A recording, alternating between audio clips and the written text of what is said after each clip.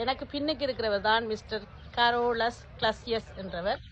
பேரை சரியா உச்சரிக்கிறேனோ தெரியாது. இந்த சிங்கம் தான் 16ஆம் நூற்றாண்டில் துருக்கி நாட்டிலிருந்து இந்த சுலிப் விதைகளை கொண்டு வந்து இந்த வயலை அல்லது தோட்டத்தை, இந்த மலர் தோட்டத்தை உருவாகிருக்கு. ஒரு மனிதன் எவ்வளோ அழகான ஒரு விஷயத்தை செய்திருக்கிறான். இந்த உலக அழிவுகளை ஏற்படுத்தி கொண்டிருக்கிற இந்த நாட்டில் மனங்களை கவர்ற மாதிரி, மக்களுக்கு இன்பம் தார மாதிரி, இயற்கைக்கு ஒரு அழகியலை கொடுத்த மாதிரி இந்த நாட்டுக்கு ஒரு புதுமையை செய்திருக்கிறார் இந்த மனிதன்.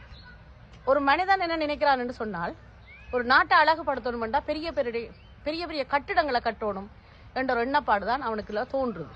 பெரிய பாலங்களை கட்டணும், பெரிய கட்டிடங்களை கட்டணும் என்று. ஆனால் இந்த மனிதன் இந்த அழகான பூந்தோட்டத்தை உருவாக்கி இன்றைக்கு துருக்கி நாட்டில் இப்படி மலர் தோட்டம் இருக்கான்னு எனக்கு தெரியல.